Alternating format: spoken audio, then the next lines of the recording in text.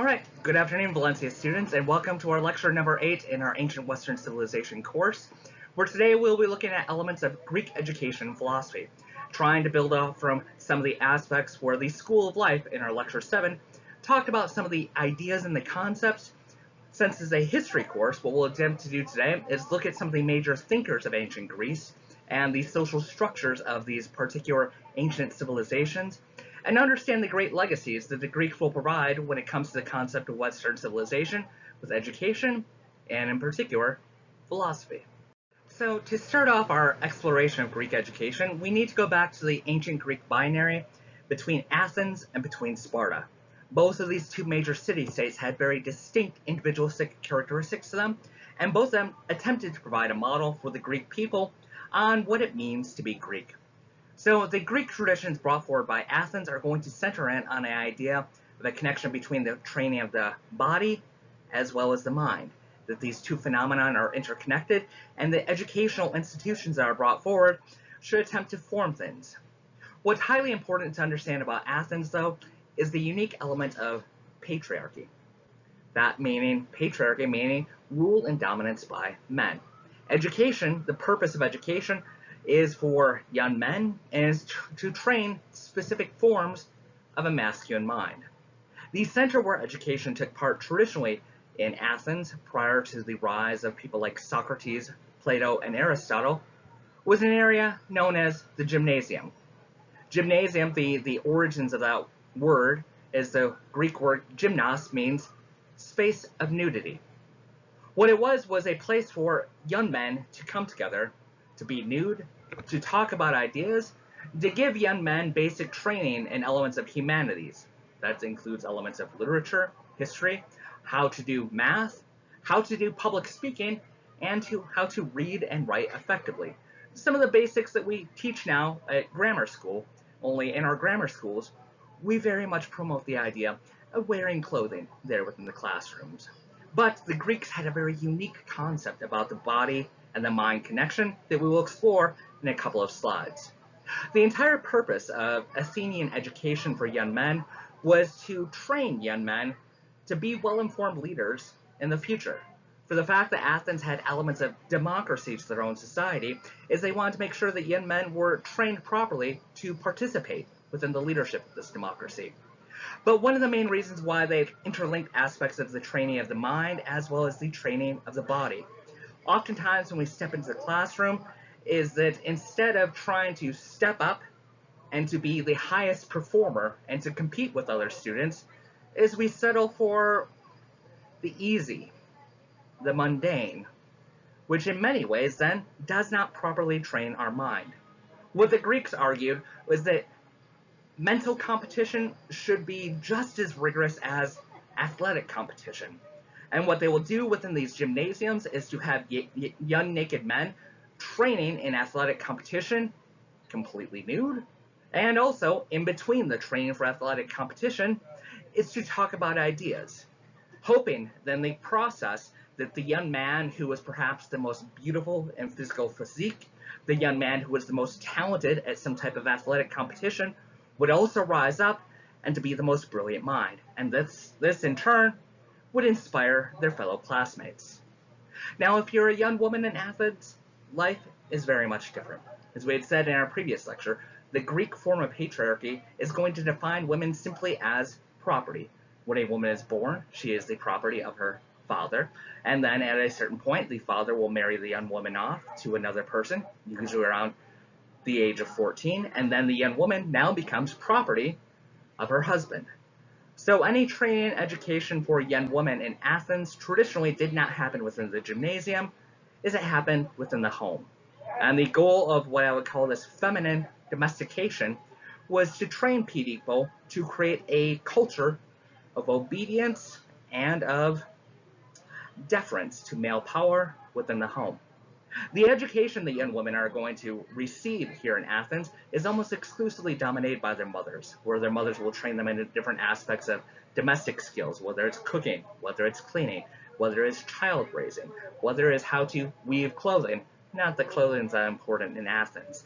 And what's important is that women, while they had a certain element of control within the domestic sphere, they weren't open to engage in the larger public sphere when it came down to politics. They were simply the property of their husband, and their role was to breed obedient children who would buy into this whole Athens model and to generate a certain kind of split of what I would call a gender difference between public sphere that is controlled and dominated by men and a private sphere where women are relegated to, and the role of the female power within the private sphere is to create a certain element of obedience to the power of men, both within the home, because the family unit is the first ordinance of government, is the first way that young people learn aspects of rules, and then hoping that these young people, once they're trained within the home of the mother, encouraging them to follow the rules of the father, that in larger social life,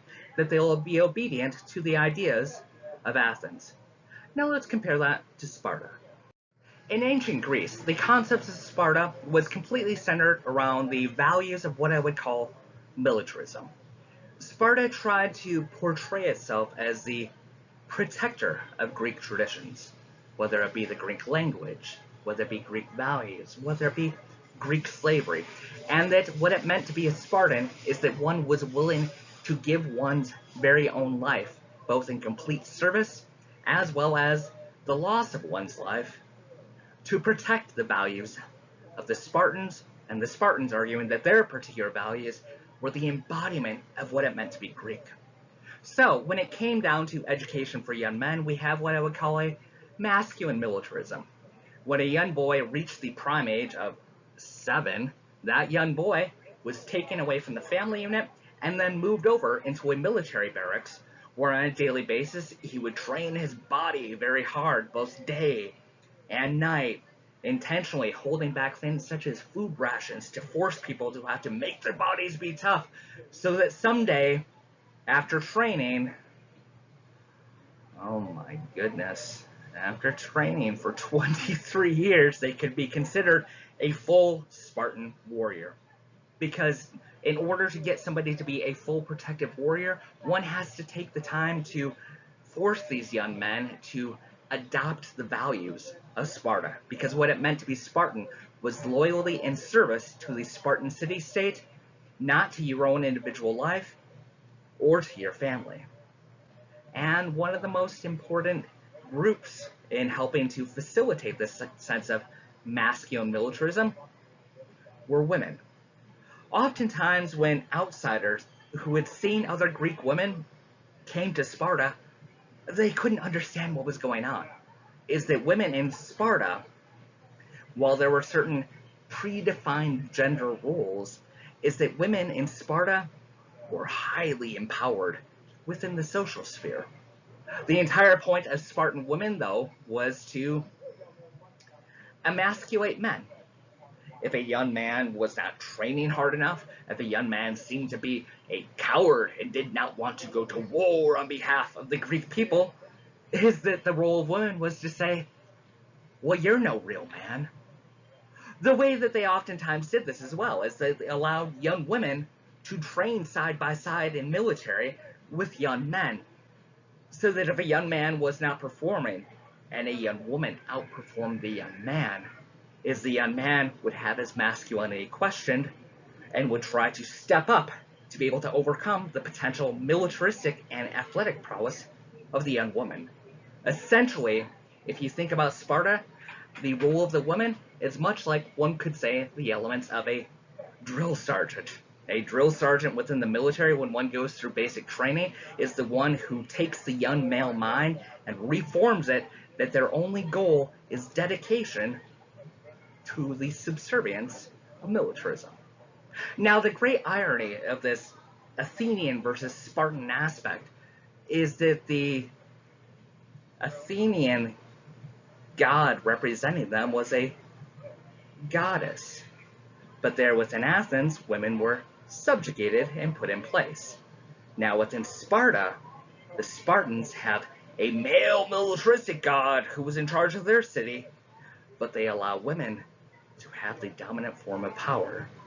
What the Spartans are attempting to do is to define themselves as different than the other Greek peoples and having a certain element of exceptionalism, hoping that other Greek city-states, after seeing the uniqueness of Sparta, will in turn defer to Spartan leadership and also potentially adopt Spartan values.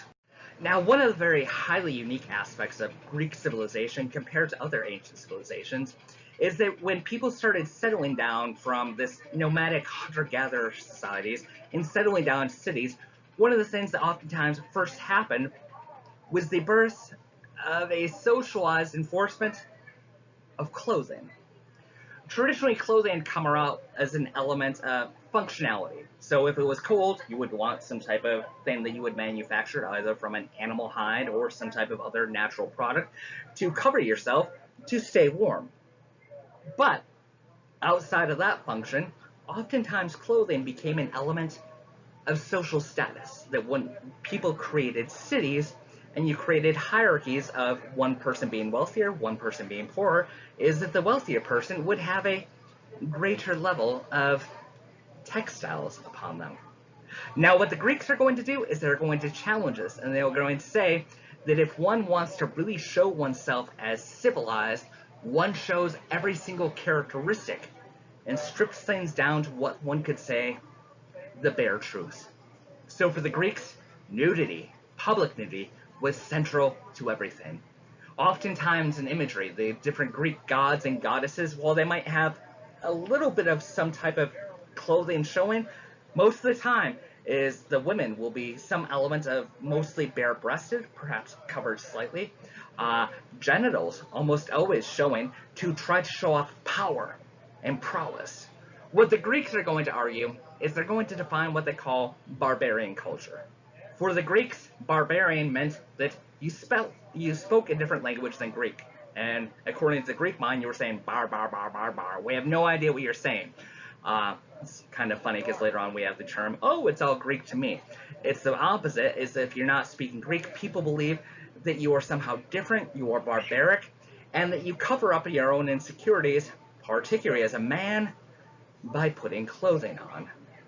What they're going to do is try to invoke a certain element of what I'd call jealousy within what will more and more be called Eastern cultures. Because in Eastern cultures it was promoted, one must put clothing on, one must be modest. And Greeks say if one is truly civilized and feels secure in your civilization, one will not wear clothing. And the gymnasium is the most important element of that. Particularly in places like Athens. Athens is going to argue that the reason why they show the nude form at all times is that when one puts clothing on, clothing is reflective of aspects of wealth and social status, and therefore creates a mindset of hierarchy, that this person has better clothes, so they are better than me. As they say, let's strip it all down to the full naked truth. And that if we're all naked, we're all equal. And what they're going to attempt to do when they engage with other ancient cultures is to promote ideas about public nudism. What the Greeks are going to argue, particularly in Athens, is that one is going to train the mind and train the body. What that is really about is a full education of all of these senses when it comes down to humanity. And a little bonus, there is a truism about humanity, whether it's in 2000 BCE or whether it's in the 21st century, is that human beings, even though they perhaps do not like to admit it, human beings enjoy seeing other naked human beings and having other naked human beings seeing them. So if you want to inspire participation of young men within school, is not only do you allow, but you promote public nudity in almost all aspects. What that also means in places like Greece, for the fact that young men were oftentimes naked together, competing together, is that things such as not only public nudity are very much accepted and promoted within ancient Greece, but things such as male homosexuality are fully accepted in the ancient Greek world. Which will be an irony, because once the Romans take over many of the traditions of the Greeks, while they'll keep some of these things going forward for some time, once the Romans establish the Roman Catholic Church, is they'll attempt to take elements of public nudity as well as male homosexuality and to say that these things are uncivilized and they qualify as sin. But initially, the Greeks will try to identify themselves as different from other ancient peoples because good luck ever keeping clothing upon Greek people, whether it is within the classroom setting of debating ideas or, more importantly, sports competition. If you want to show off how powerful of an athlete you are, you feel very secure wearing nothing as you perform. So what we've laid out so far is certain elements of what one could call a civic education within Athens, where it's bred around ideas about both mind and body, and Sparta, where it's trained around ideas of militarism, and if you're not militant enough, the women will emasculate you. But where is it that we get what we call higher education? It's one thing to have some type of social and civic training for young people, but once young people are reaching adulthood, how do you train the minds of adults? And where do these traditions come from? Well, these traditions come from Greece. But what helped to trigger the birth of higher education was war and politicians who lie. So, to understand something about this, we need to understand something about the relationship between Greece as a slave society and Persia as an open, diverse, liberating society which abolishes institutions such as slavery. When the Persian Empire expanded and started taking over territories in the western parts of what we now call Turkey, at the time those areas were called Ionia, and the peoples who lived there were Greek-speaking peoples. And when the Persians conquered areas of Ionia, they allowed the Greek people to still have their traditions except for slavery. They abolished slavery. So, what Athenians are going to start doing is starting to send agitators into the streets and areas of Ionia to commit acts of political violence, public destruction, to try to bait the Persian king, the king of kings, to go on attack against Greek civilization. And you know what? It's going to work. For about 10 years, Athenians are causing constant disruption and subversion within the very peaceful Persian Empire. And finally, Darius I is going to react to this. What Darius I is going to do in the year 490 BCE, after almost a decade of Greek terrorism going on in areas of Ionia, is Darius is going to send 24,000 troops by boat across the water and to launch an invasion of Athens. The Athenians themselves only have 10,000 troops prepared, but they use a very specific defensive military strategy, which we'll talk about more and more with Alexander, referred to as the phalanx, where they have Greek troops surrounded together, packed together, with long spears and with shields. This initial invasion, it only lasts one day, and Darius is going to lose almost half of his troops against the Greeks, and the Athenians lose something close to 200 troops, depending upon the historian that we talk to, because at this time we only have one aspect of what we call a full-fledged historian. We'll talk about him soon, Herodotus.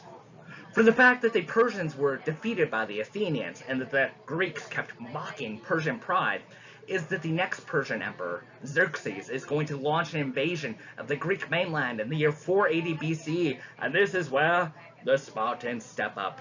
If you've watched the movie 300, this is Sparta, where they tell a legend of 300 Spartan warriors protecting the Greek mainland against tens of thousands of evil Persian troops. And what we see now is a competition between the Athenians and between the Spartans. Who will be the ones who unite the Greek people against the horrible oppression of the evil Persians? So we are creating what one could call an other. What the Greeks are going to do is create a loose military alliance referred to as the Delian League. It is going to be the Athenians who bring this concept forward, and the Athenians, even though it's going to be the Spartans who stood against Persia, is the Athenians are going to say what it means to be Greek is to follow an Athenian model, and to define yourself as anti-Persian. So these wars against Persia last on until about 478 BCE, and then soon after that, the Persians leave the Greeks alone for a bit, and what the Greeks start doing, since Athens had built up its military, Sparta has built up their military, is they say to the Greek people, it's time to fight! And for almost 15 years, constant civil war of Athenians versus Spartans and trying to get other people to come in and to assist in the war of Greek against Greek. And there's a wonderful playwright at the time, Aristophanes. Aristophanes writes a delightful comedic play called Lysistrata. What Lysistrata is where, according to Aristophanes, one of the things that helped to bring an end to what were called the Peloponnesian Wars was that the women of both Sparta and Athens said to the men, while you continue on with this idiotic thing called constant warfare of Greeks against Greeks, until you decide to sign a peace treaty with each other, is we are going on a sex strike. Until you bring about peace, we refuse to have any sexual interrelations with our husbands. Period. And Aristophanes brings this forward in a very comedic way to try to show the influence and power that women attempted to have when they were not given a political voice, but where they could use things such as their own physical bodies as a way of trying to restrain male militarism. What's important to understand about this era is that the Greek people went through almost 50 years of constant conflict with outside powers, and when they defeated the outside powers, Greeks against Greeks, war against war, and veterans getting so effing tired of politicians. Because it is not the soldier who decides to go to war, it is the politician who wins over people through speeches and oftentimes through mass manipulation based upon intriguing slogans that usually have no factual basis. And what's going to give birth to higher education is the veterans saying, after 50 years of constant conflict and the death of multiple young generations, is they'll say, no more. Welcome to the birth of education. So, what the Persian and Peloponnesian Wars are going to give birth to in the Greek experience is the birth of the discipline of history, brought forward by a man who is known as the father of history, a man by the name of Herodotus. In our very first lecture about history and civilization, we tried to differentiate that history itself is a social science, where we have a story about the past that is based upon elements of quantifiable and verifiable evidence. We can interview people, we can look at documents, and we can back our stuff up by multiple sources. Prior to Herodotus, this is not how stories of the past were told. The origins of history are based upon storytelling, but these particular stories, particularly things brought forward by Homer, were about the intervention of the gods and having warriors such as Achilles, who was invincible except for one spot upon his heel because he interacted with the gods and all these things, and it was highly inspiring and intriguing and great things to raise children on, but there was no science to it because we couldn't verify. And what the Greeks were going to experience during this time is that when governments choose to go to war, governments need a certain element of what I would call accuracy and accountability, because people's lives are at stake. And war, well, war is expensive. And to pay for war, one has to increase taxes. So it is within the important agenda of the public sphere to have accountability, because young men are losing their lives and Greek people have to pay higher taxes. So what Herodotus is going to do is attempt to document in writing and to create books where he's first and foremost going to study other cultures. So Herodotus, within his own stories, he will talk about Egyptian culture. He talks about the Egyptians quite fondly. He talks about Persian culture, and of course having a bit of a national bias since his people were constantly going to war with Persia.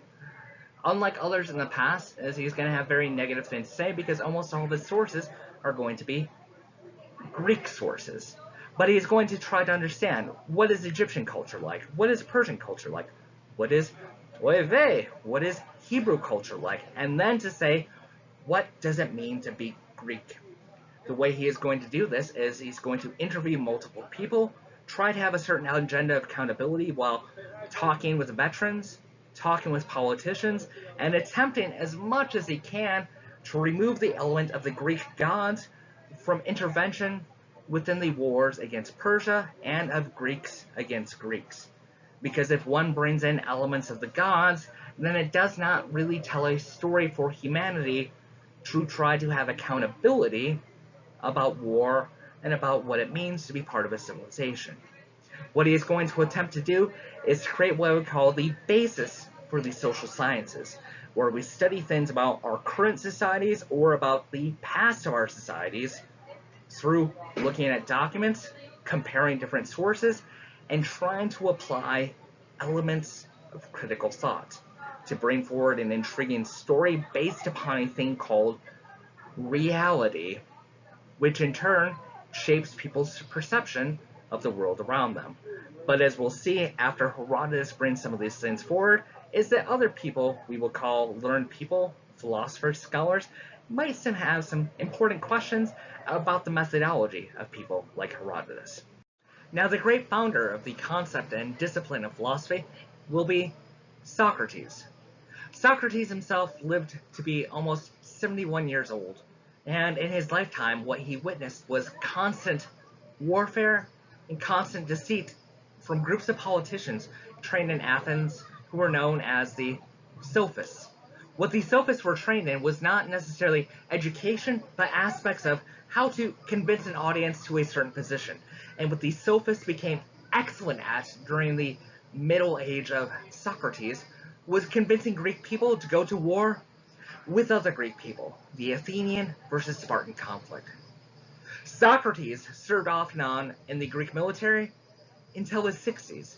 In his youth, according to the dialogues of Plato, Socrates himself was a mason, a type of bricklayer. He helped to build and to construct things. And off and on throughout his incredibly important years, he kept getting called up by Athenian government to go to war against the Spartans. And what inspired Socrates to develop the concept of philosophy is Socrates himself was a highly angry veteran, looking at the experience of Athenian youth being manipulated by politicians to go to war against other Greek people. What Socrates is going to argue is that what a healthy society needs is questions. What Socrates is going to come up with is what has been known throughout Western civilization as the Socratic method. Instead of searching for answers about things, what Socrates was infamous for was, after his last time of being involved in military battle, is when he came back to Athens. He dedicated himself to a thing called large bottles of wine. What he would do is he would go out to major crowds where sophists would be giving different speeches about war and the youth, and he would start asking questions and making scenes.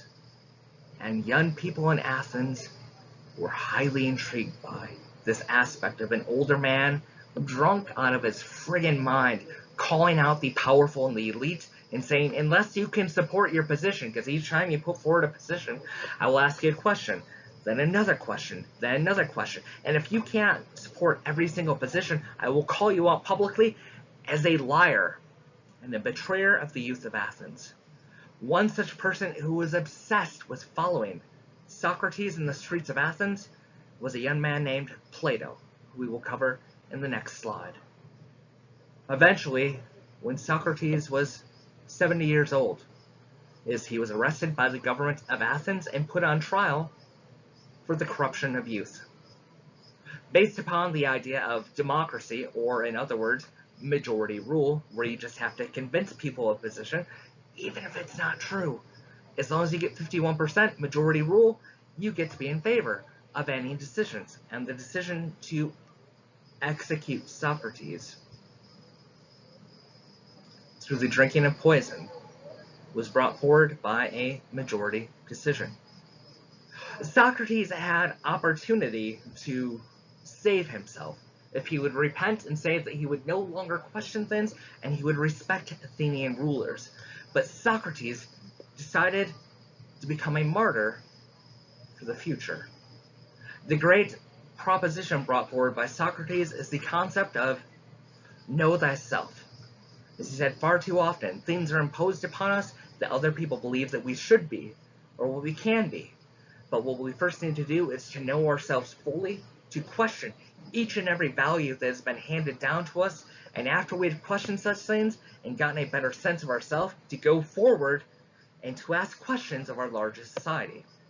What the Socratic method is going to bring about in Western civilization is the foundational basis for what I'd call higher education. Because higher education, post-high school, in the Western tradition is not about coming up with answers, it's about questioning everything. Because in the process of questioning traditions of the past, bringing forward perhaps new evidence through scientific investigation, is that human beings can start moving forward through a process of inquiry. Now, if Socrates is the sort of grandfather of higher education, who was the one who brought forward the first official institutions of education in the Western world? And that would be the Greek philosopher Plato. Plato, born in the year 424 BCE, was born in the city of Athens to a highly affluent and highly wealthy family, which means when it came down to war, young Plato didn't have to participate in things, because wealthy people in Western civilization almost always have a choice of whether or not their own youth, even if the wealthy people are the ones who decide to go to war, of whether or not their own children actually go to war. So Plato, coming from an incredibly prominent, wealthy family in Athens, would follow Socrates around in the streets, and he would get an education from this man who was drunk out of his mind and ranting and raving against the powerful and the elite, and eventually his great teacher was killed.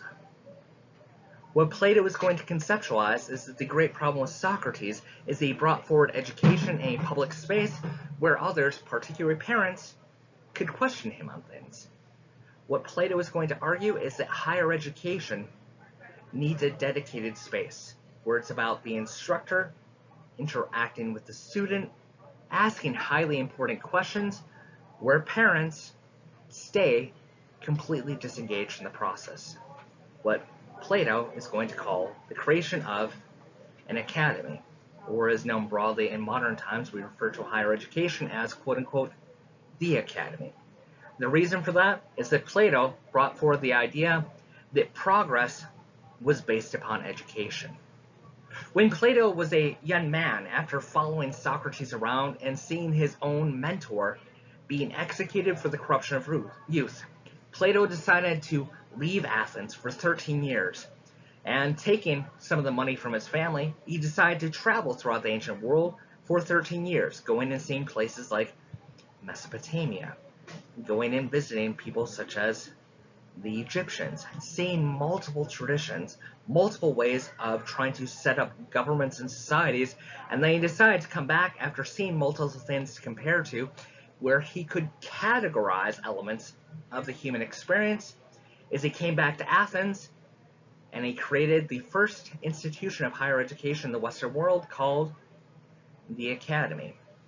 What the Academy was to take young people who had graduated from their own aspects of the gymnasium, and instead of giving them education to try to indoctrinate them into Athenian values, was to bring them forward, to train their minds in critical thoughts and questions, to build the future of Athens, and in turn, hoping to build the future of Greece and Western civilization.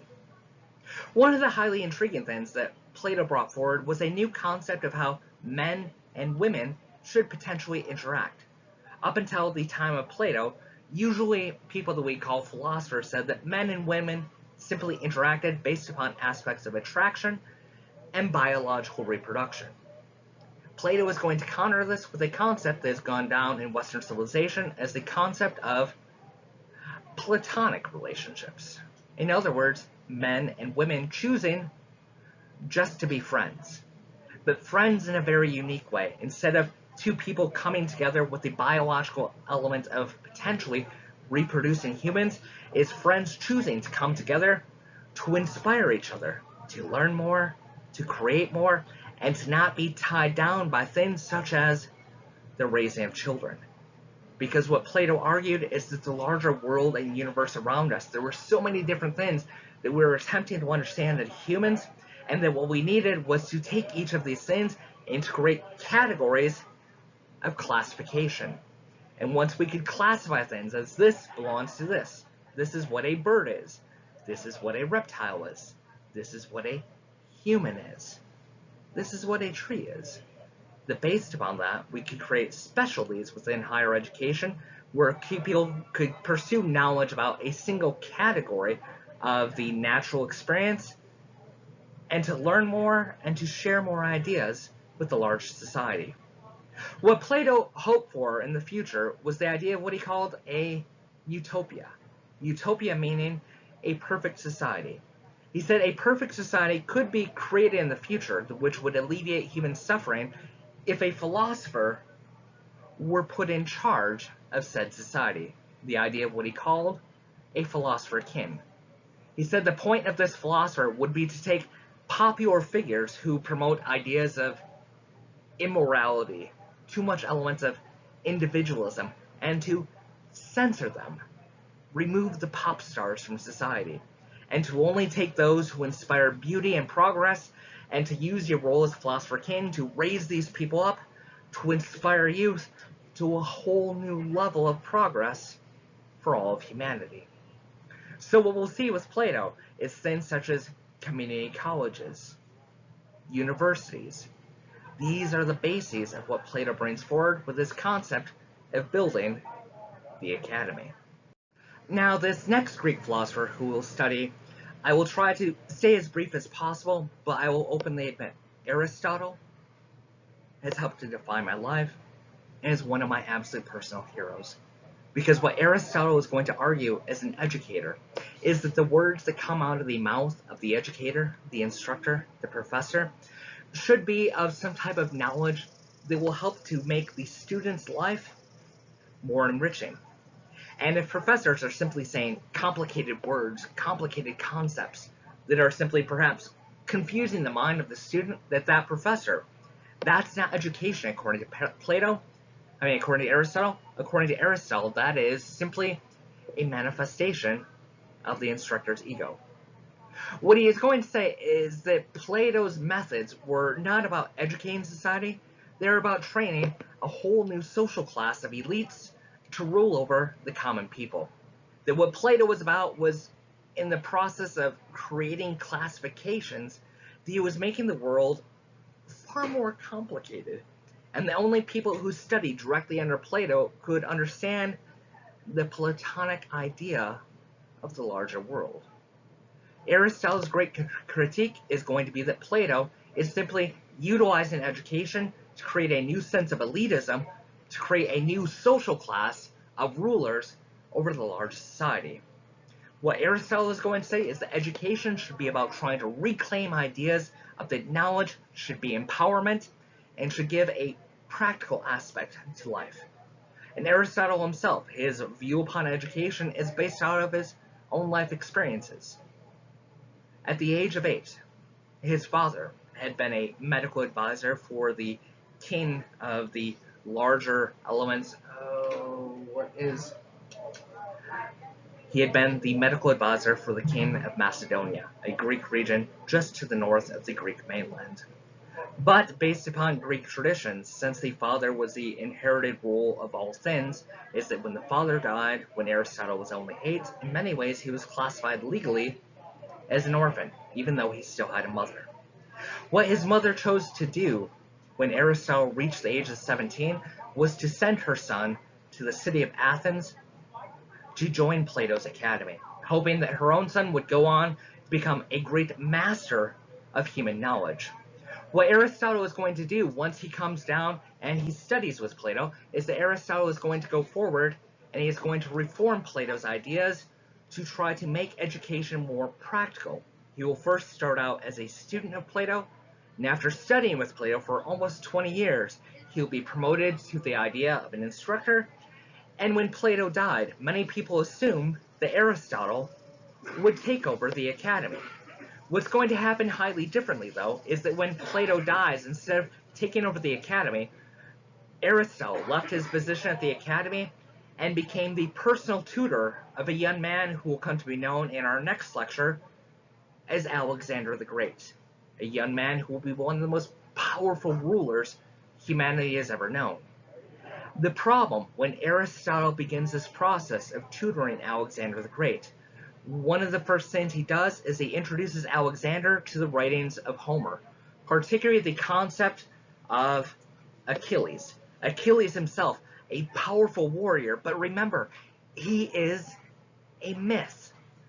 And Alexander is raised upon the ideas of a powerful warrior who can destroy anything. I am invincible. And Aristotle says, that's not the point of what I was trying to say to you. As a young Greek, you need to study things. And oh my God, all I've done with my education so far is to train somebody to be a militaristic ruler of the world. So, what Alexander did was Alexander went forward and used the ideas of Aristotle to try to conquer the ancient world. He'll be very successful at that. What Aristotle will do is take the money that he was given for tutoring Alexander to leave and to go back to Athens to create his own school called the Lyceum. What the Lyceum is going to be about is not Plato's concepts of scientific categorization. What it's going to be about is trying to bring young people in to give what I would call a popular education, to have an instructor who is well versed in many aspects of the diversity of the world, to give young people specific tools, specific advice that can help to add to the value of their own life. What Aristotle is going to reject is the idea of an elite sort of ivory tower higher education and say school and learning is a cool thing that all of us should aspire to. Not in the elitism of Plato, but the enriching factor that the masses, if you want to have a free democratic society, need to be highly trained in the ideas of the larger world, to be able to take these ideas, give them practical applications to their life, and in turn, to open up education for the opening up of politics to the masses of all peoples in Western civilization. Now, the man who is going to lead the most controversial aspect of Greek philosophy will be the philosopher Diogenes. Oftentimes in education, we talk about Greece, we'll talk about the three prominent people, Socrates, Aristotle, Plato, and then we try to forget that Diogenes existed. And to forget Diogenes is to forget the spirit of what it meant to be Greek. Because what the Greeks are going to bring forward through the phenomenon of Diogenes is the idea that sometimes societies need individuals who are willing to break all these social norms and to be deviant, because they will say that what Western civilization needs and what will differentiate it from Eastern civilization is to allow people who are subversive, people who disagree to the major social norms, and people who are willing to take the elites of society, to confront them in the streets, and to have an impact upon the larger world. Welcome to the birth of protest movements. What individuals like Diogenes are going to argue is that formalized schools brought forward by Plato, brought forward by Aristotle, take the aspect of education and as they put it into a formalized space, that they're sanitizing the reality of the world, particularly with ideas that we could somehow all be equal, all be participants. Diogenes says, all you are doing is taking young people and you're brainwashing them. He said the true role of the educator is to challenge social norms at all times through the most eccentric of ways, to push society to the boundaries of where it might take you and to crush you in the same tradition where Socrates was executed for the corruption of youth. And Diogenes takes great pride in saying, do you think I'm a corrupter of youth? Well, absolutely. But my corruption of youth is to show them that the life they are trying to live of a successful personal individual with a career, with a house, with all these material goods, that they are losing out on the very basic concept of what it means to be Greek, because according to Diogenes, what it truly means to be Greek is to be honest and to be virtuous. And that when people pursue elements of wealth and of property, that it corrupts people. But to try to hide the aspect of the corruption is they start using the word civilization and saying that the wealthy, the pursuit of wealth, that this is how things have always been. And Diogenes calls BS on all that. As he says, education does not help people to understand reality. Education brings people a prepackaged concept that is simply a distortion of the real world. Because there is a certain promise that if you have education, you can succeed, you can go forward, you can play an active role in social and political life. And Diogenes says this is all a bunch of lies. He said society is always going to be ruled, if we follow this tradition, by a certain level of elite people, and unless there are individuals who are willing to challenge elements of socialization, that society, instead of taking steps forward for progress, will simply regress. So Diogenes himself, while he had an opportunity to, I don't know, live in a home, be a normal Athenian, as he said, oh hell no. He said he bought a empty wine barrel, and a huge wine barrel, and he put it in the middle of the city streets of Athens, and that single wine barrel was his home. And from that base of subversive operations is he utilized that to confront power through a highly unique way. Instead of going forward and debating people like Plato about their ideas, is that Diogenes was notorious for, if Plato was giving a lecture, Diogenes, usually drunk out of his friggin' mind, would break into Plato's lecture. He would make some kind of crazy subversive comment, blah blah blah. He would challenge the ideas, and then he would leave. And people who attempted to confront Diogenes about his antisocial behavior, he had a very simple solution in confronting power.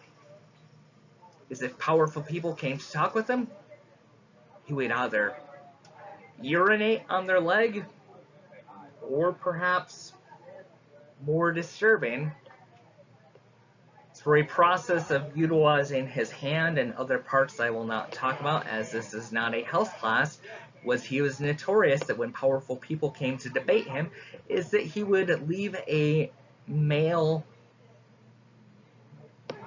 liquid that health teachers would call, he would masturbate and come on major leaders.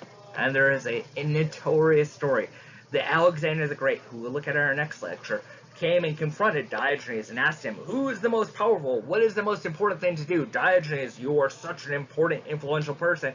And that Diogenes simply ejaculated on Alexander's leg to try and prove a point. As he said, your traditions, I am in power, I've been trained by Aristotle, I should be ruler of the world, are useless, and that they add nothing to the positive elements of your life. So Diogenes will leave a great tradition within Western civilization of trying to be a subversive deviant. Now, whether or not that changes society is a whole different question, which we'll attempt to explore over our next several lectures. So at the end of the day, what are the lasting legacies for Western civilization when it comes down to ideas with Greek education and philosophy? One of the most important long-lasting legacies will be the concept of honoring troops and understanding something about the veterans' experience.